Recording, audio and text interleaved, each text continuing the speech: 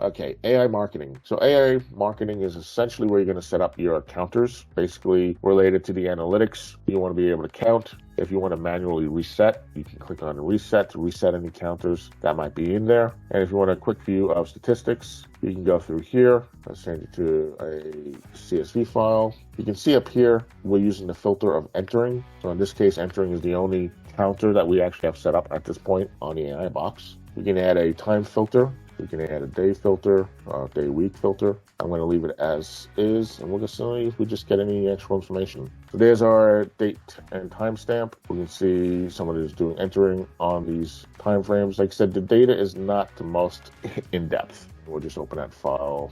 So here's what we can see. We can see a timestamp, and we can see a date time. We can see we had 3 entering. We can see we had up to 8 people total. We can see that 5 people left, leaving us with 3 currently assumed in the room as opposed to having left. Now, don't let the way this is showing kind of confuse you, because the physicality, and this goes back to what we're saying about deployment.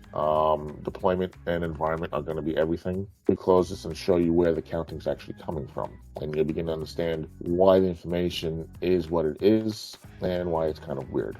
This is your count. This is where the count's coming from. This is the door that goes into our TSD department. Well, there's another door on the other side of the room, and there's also a hallway on the other side of that. So someone can easily come in through this door, go through our TSD department here. You can see there's the door that you see here, but then there's another door on the other side of this camera here that brings you into our warehouse. And from our warehouse, you can come through this door that goes through this hallway and comes through here to go around TSD. So we can very easily have a lot of people having gone into the room and not have as many people come out of the room based on what their path is. I have a quick question, Brian. Go ahead. In your this live view, I see reflections of the light. Is that giving you false alerts or anything like that? The reflections of the lights from the floor? It can. Oh, it most certainly can. So when that reflection changes, then it can trip an analytic because the scene has changed. So if I had a zone, and I'll bring up this one channel here. So if I set up a zone on this floor and this light blinks and I have no additional filter set up on the analytic, I have just a basic 101 zone detect a change. Yeah. No different than motion detection in that respect. One of these changes, well, that means that the pixels in the image change, and the analytics are reliant upon recognition of a pixel change in the image. That's how they work. So, and that's kind of the crux of what causes some of the confusion with analytics and cameras, is understanding that the analytic is going to have a direct response to the visual and a change in that visual image, which again, it's all pixels. There are ways to compensate for that. Are they 100%? No. But if you have the right circumstances and you have the right AI to apply to it, you can minimize those false positives. You could potentially take your accuracy from under 50%. In other words, you're getting a lot of false negatives. There's always the potential to get your positive recognitions up to over 90%.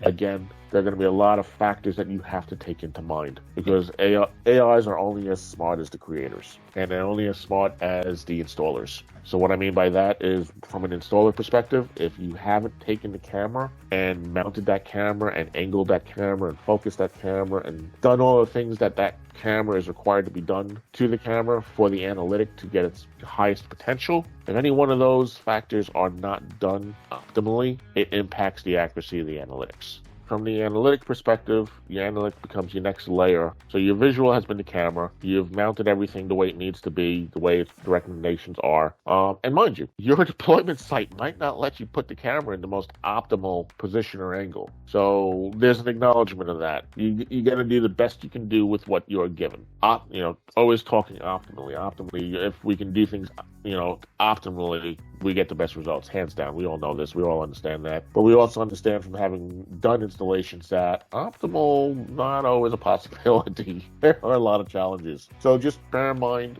mount the camera as best you can. And based off of how optimally the camera is mounted will set the stage for how optimally the analytics and the AI on top of the analytics are going to work. And from there, you have to set your customer expectation. So bear that in mind. Always set the customer expectation so that they understand that, no, this is not going to give you 100% bulletproof results, but we are going to do the best that we can to get it as close as possible. So again, optimally, you've mounted the camera. Optimally, you've assigned your analytics. Again, it's a zone, it's a line. That's your analytic. And now the AI is going to filter what is being transmitted as an event or not being transmitted as an event. So in other words, your analytic may be a zone and it's intrusion. What does intrusion mean? Somebody has entered the zone. That's intrusion at its basic.